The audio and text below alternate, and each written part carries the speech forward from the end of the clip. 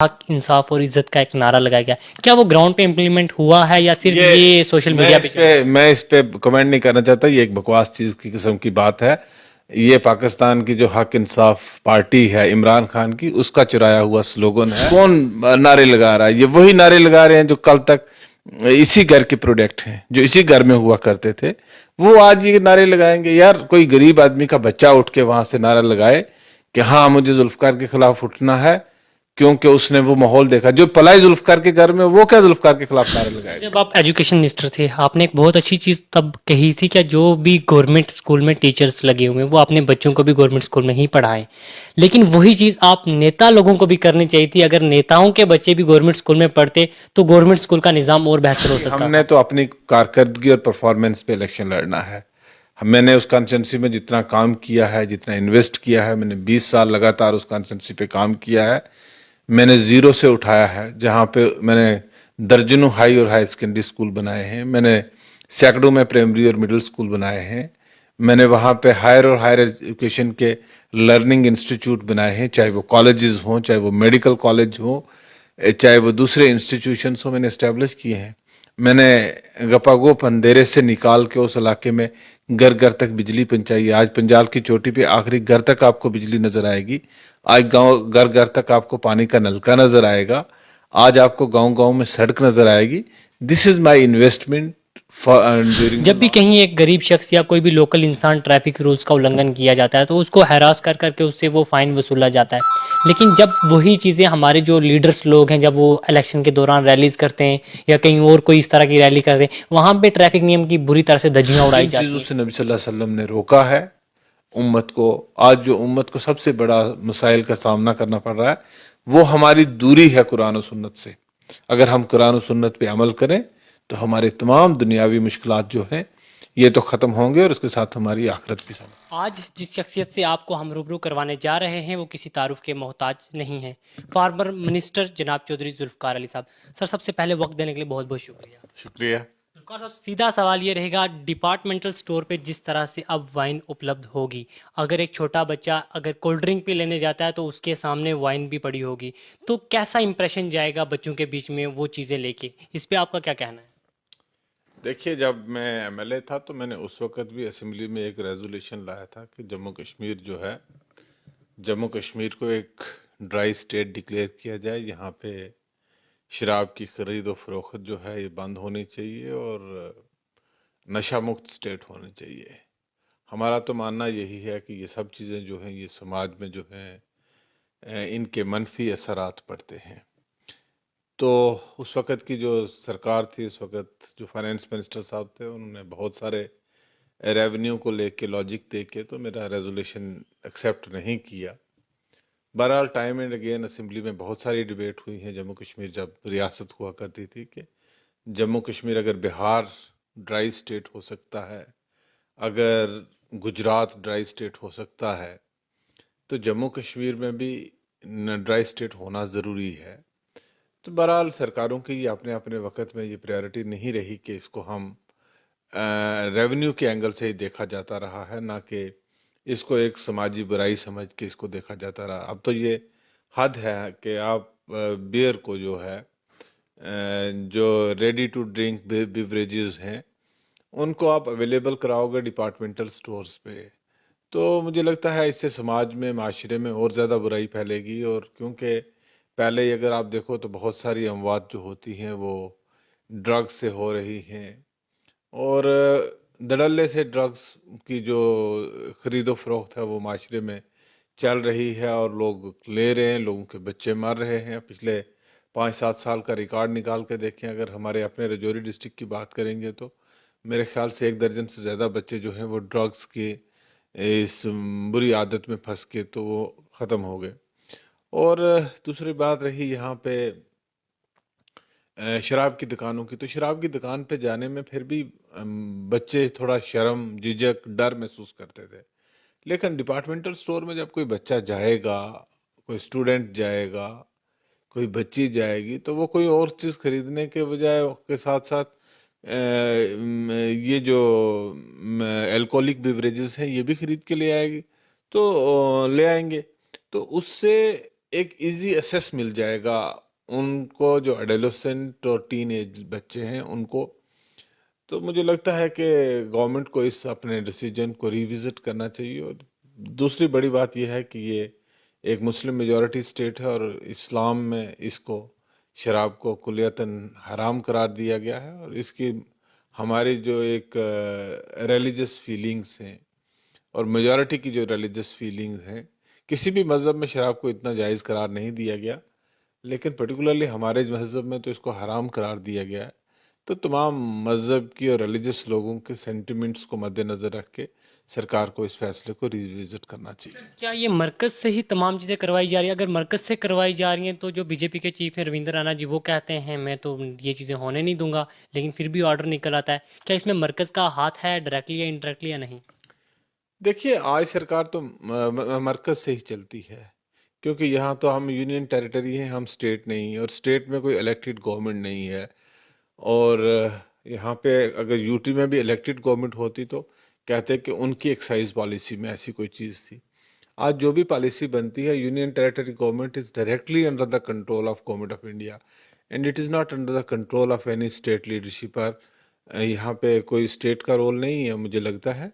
ये तो union territory, and union territory always falls under the jurisdiction of government of India. It's an extended part of the union of India. तो sir, एक पंजाब के मंत्री हैं, उन्होंने ट्वीट किया था इसी चीज़ को लेकर। उन्होंने कहा जिस तरह से पंजाब की जो यूथ थी, जब उसको किसी एंगल से नहीं तोड़ा जा सका तो पंजाब में नशाम करके वो यूथ को गलत रास्तों पे भटकाया गया। क्या उन्होंने कहा यही सेम चीज़ जो है वो अब जम्मू कश्मीर की यूथ के ऊपर, जम्मू कश्मीर की पब्लिक के ऊपर इम्प्लीमेंट की जा रही है? वो लोग यूनाइट थे और उन लोगों को अलग अलग करने के लिए गलत चीज़ों में मुब्तला किया जा रहा है। कि ये सही वही पंजाब वाली पॉलिसी जम्मू कश्मीर में चलाई जा रही है? देखिए, मुझे इस पॉलिसी का और एमपी साहब की ट्वीट पे तो कुछ नहीं कहना है, ना मैं जानता हूँ उनको, ना मैंने ट्वीट पढ़ा। बट जम्मू कश्मीर की सोसाइटी ऑलरेडी डिवाइडेड है। अगर ऑलरेडी डिवाइडेड ना होती तो जम्मू कश्मीर स्टेट नहीं टूटता।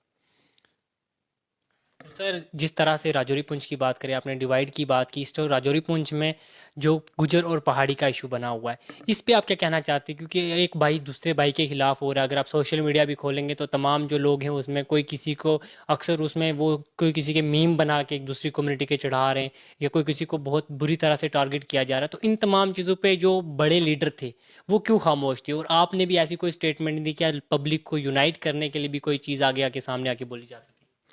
आप खुद ही कह रहे हैं कि ये सब गलत है, और फिर मैं गलत का हिस्सा क्यों बनता? नहीं, वो तो गलत है, लेकिन आप आके आवाम को इतना तो कह मैं सकते थे कि ये गलत चीजों में मुब्तला मत हो, एक्चुअली देखिए, यूनाइट रहें। मैं सिंपल यही बात कहना चाहूँगा कि हमने जो देखा सोशल मीडिया पे पिछले 2-3 महीने से जो चल रहा है, शायद मुझे इतनी शर्म कभी महसूस नहीं हुई होगी जिस तरीके से एक दूसरे तबका जात को गालियां तक लोगों ने दी हैं एक दूसरे को। और वो मुट्ठी भर लोग हैं, वो कोई मेजॉरिटी, अगर आप कहेंगे कि मेजॉरिटी लोगों की है एक दूसरे को गालियां देने वाले, तो मेजॉरिटी लोगों की नहीं है। वो सदियों से एक प्यार से, मोहब्बत से, आपसी भाईचारा से रहते आ रहे हैं। और आप देखेंगे कि हमारे वहाँ पे बड़े दो तबका जात रहते हैं, और किसी बड़े लीडर ने, बड़े आदमी ने, आम लोगों ने, मेजॉरिटी ऑफ द पॉपुलेशन ने इसमें कोई रोल प्ले नहीं किया है। इसमें सिर्फ एक सेक्शन, दोनों तरफ से एक एक सेक्शन है जो ये करती है, और जो जिनको एक ये अपने सोशल मीडिया पे अपने आप को हाइप देने का शौक है, वही लोग कर रहे हैं, मेजॉरिटी नहीं कर रही है।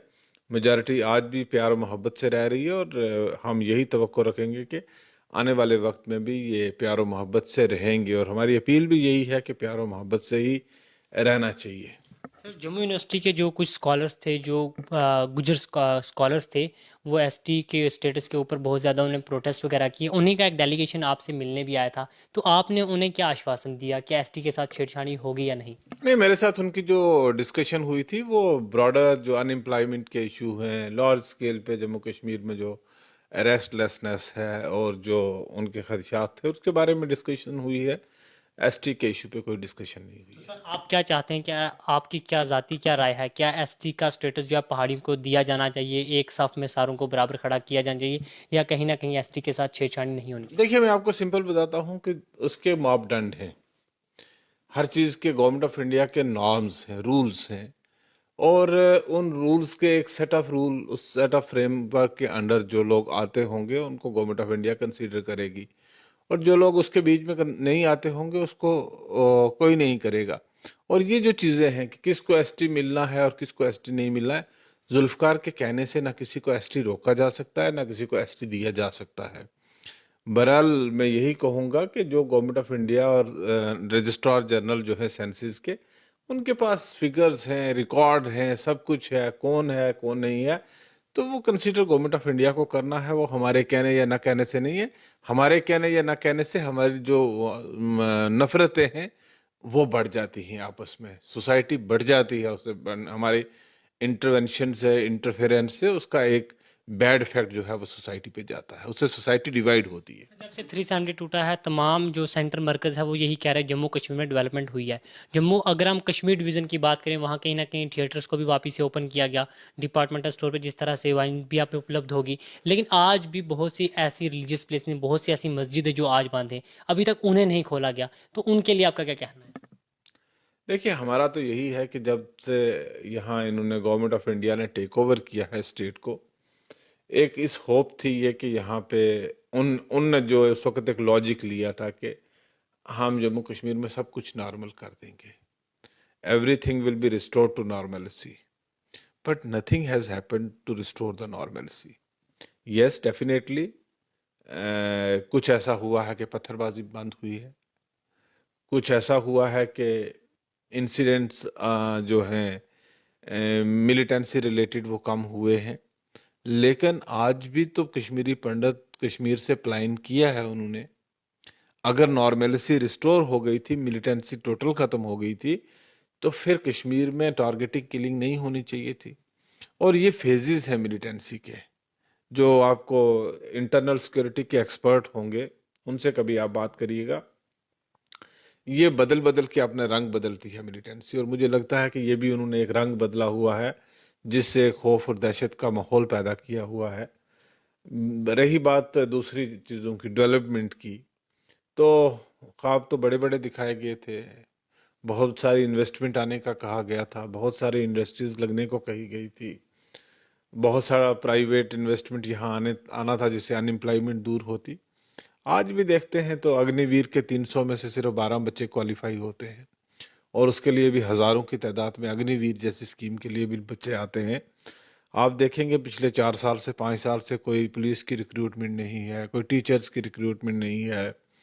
जो यूथ है वो फ्रस्ट्रेटेड है, उसमें एक बेचैनी है और बेसुकूनी का सा माहौल है, और एक मजबूरी का हालत है। इन्फ्लेशन अगर आप देखेंगे तो महंगाई आसमान को छू रही है, और लोगों को 2 वक्त की रोटी जो है उससे भी लोग बहुत मुश्किल से उससे गुजारा कर पा रहे हैं।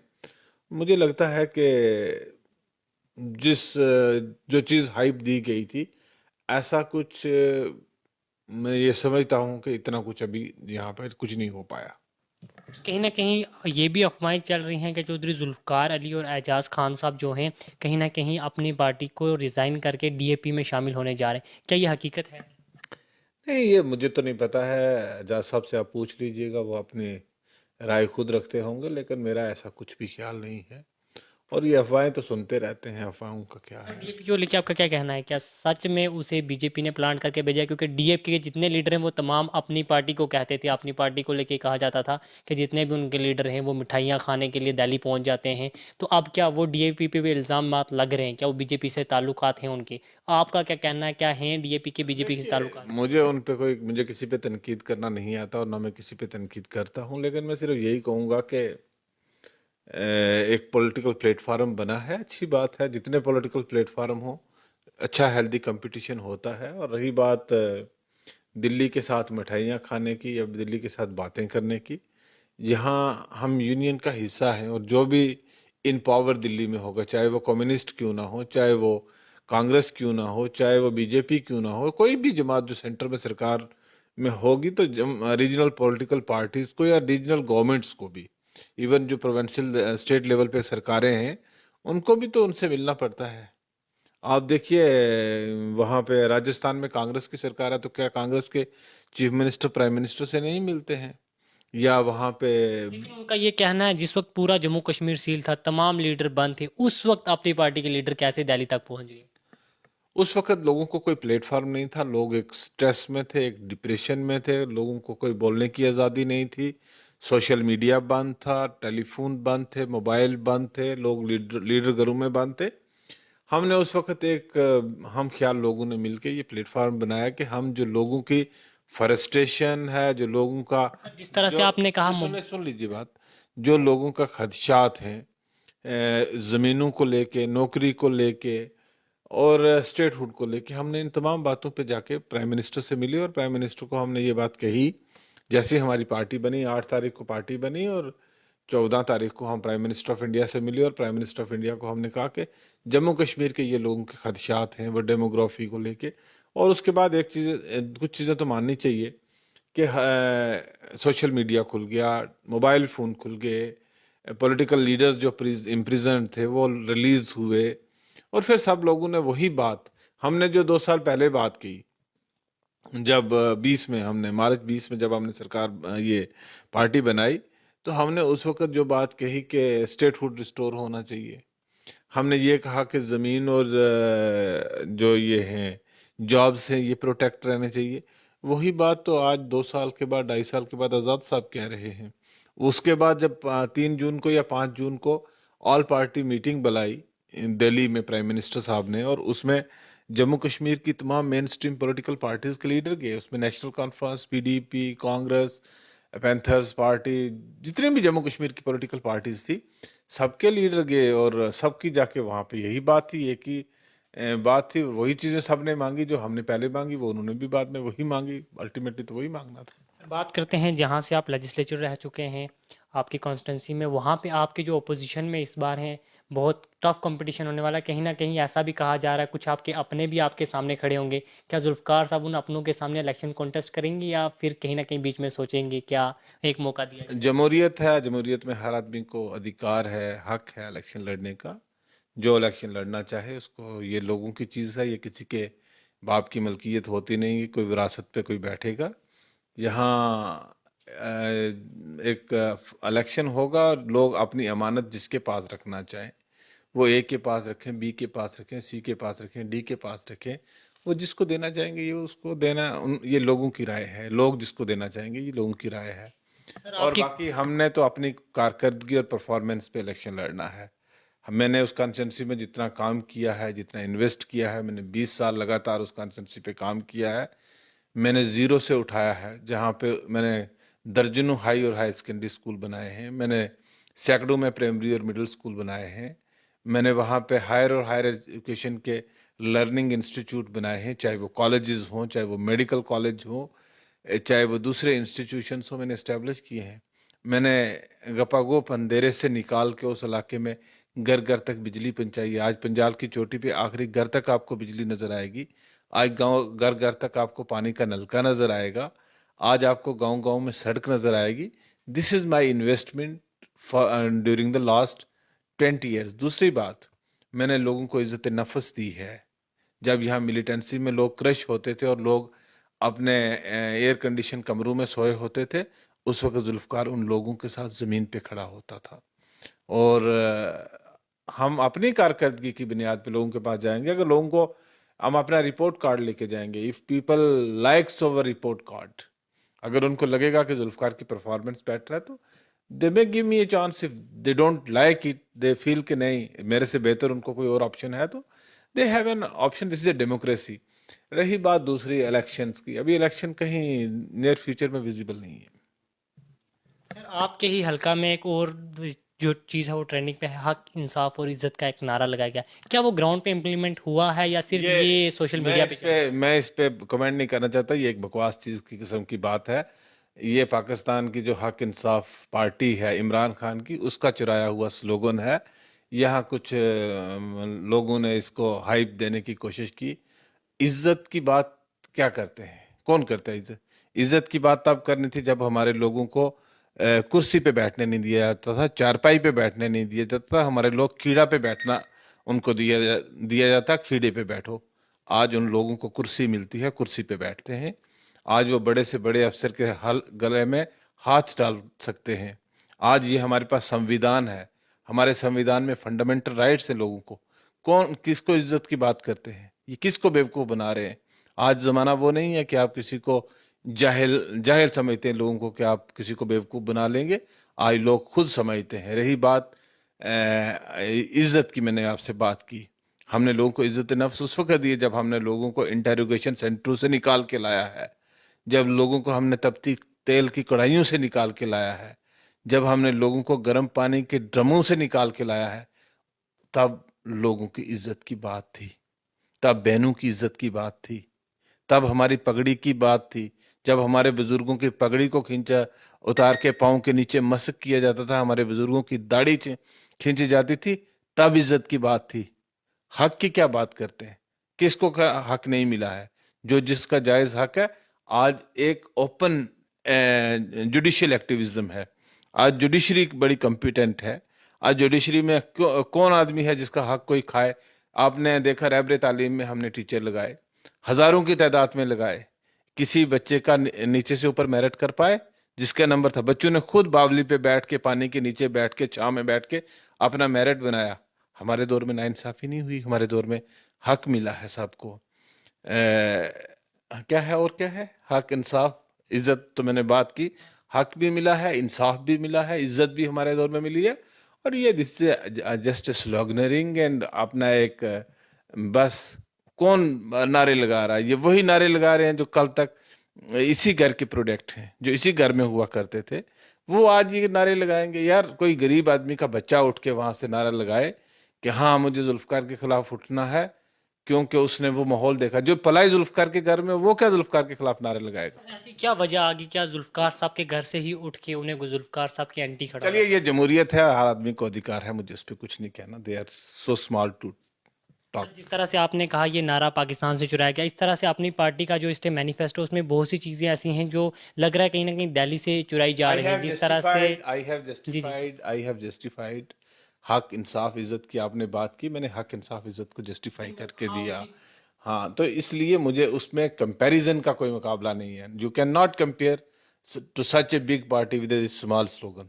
तो उसी तरह से अपनी पार्टी जो है कहीं ना कहीं जो आप मैनिफेस्टो में अपने में चीज़ें ला रही है, जैसे बिजली फ्री देंगे, ये नहीं लगता ये दिल्ली से उठा के वही चीज़ें इंप्लीमेंट करने की कोशिश की जा रही है? क्या यहाँ पे सच में बिजली फ्री मिलेगी? लोगों को तो बिजली मिल ही नहीं रही है, क्या अपनी पार्टी फ्री में पहुंचा देगी? बहुत से ऐसे एरिया में आज तक वहाँ पे आपको बिजली और मैं पानी एक पहुंच नहीं रहा। सिंपल सी बात बताऊंगा कि हमारे 63% टीएनडी लॉसेस हैं। ट्रांसमिशन एंड डिस्ट्रीब्यूशन के जो लॉसेस हैं, जो बिजली हम 1 रुपए में खरीद के लाते हैं, 63 पैसे हमें उसमें नुकसान होता है। तो we have to reduce the T and D losses and we have to compensate that to the people. जो जेन्युइन बिजली चोर लोग नहीं हैं, उनको हम फ्री बिजली प्रोवाइड करेंगे। जैसे हमने कहा है कि 500 यूनिट हम विंटर में कश्मीर में देंगे और 500 यूनिट्स जम्मू में फ्री देंगे। देखिए, अच्छी चीज़ अगर जहाँ से जिससे लोगों को बेनिफिट मिलता हो, वो अगर कहीं से भी आपको मिलती है, तो ultimately we are society, we are living together and we can see something.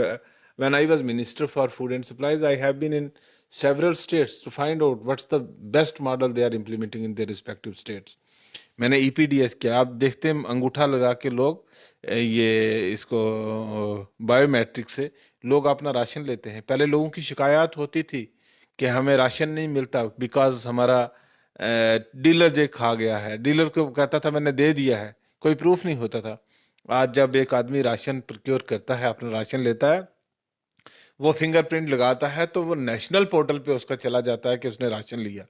मैं छत्तीसगढ़ गया, मैं चेन्नई गया, मैंने वहां से जाके जो best practices electronic public distribution system की थी वो लाई, सब लोगों के एक डिजिटलाइज करवाया सब कुछ। One man one ration card scheme सारे कंट्री में बाद में आया। हमने जम्मू कश्मीर में इसको पहले से 99% हमने शॉप्स को डिजिटलाइज करवाया था, मशीनें लाई थी। सो यू कैन सी कि हम जो अच्छी चीज़ें हैं उन अच्छी चीज़ों को इम्प्लीमेंट करें, और ये चीज़ें तो की जाती हैं। हम एक फेडरेशन में रहते हैं, under this federation we have to copy certain things. Sir, जब आप एजुकेशन मिनिस्टर थे, आपने एक बहुत अच्छी चीज़ तब कही थी कि जो भी गवर्नमेंट स्कूल में टीचर्स लगे हुए हैं वो अपने बच्चों को भी गवर्नमेंट स्कूल में ही पढ़ाएं। लेकिन वही चीज़ आप नेता लोगों को भी करनी चाहिए थी। अगर नेताओं के बच्चे भी गवर्नमेंट स्कूल में पढ़ते तो गवर्नमेंट स्कूल का निज़ाम और बेहतर हो सकता था। लेकिन नेताओं के बच्चों के लिए ये बात आपने क्यों नहीं की थी? सिर्फ गवर्नमेंट स्कूल के टीचरों को ही क्यों इन्वॉल्व किया? देखिए, मैं तो एजुकेशन सिस्टम को रिवैम्प करने की कोशिश कर रहा था और मुझे टाइम नहीं मिला। आई वाज तो ज़्यादा बेटर किया जा सकता था अगर तमाम लीडर्स के बच्चे भी गवर्नमेंट स्कूल में पढ़े, फिर तो स्कूल्स का निज़ाम जो है अच्छा तो होना चाहिए। स्कूल्स का स्टैंडर्ड वैसे मेंटेन करना। देखिए, मैं तो ये चाहता था कि हमारा जो टीचर है बेसिकली है क्या है सिस्टम में ये है कि टीचर खुद लेता है वो 1 लाख रुपया तनख्वाह, 70,000 रुपया तनख्वाह।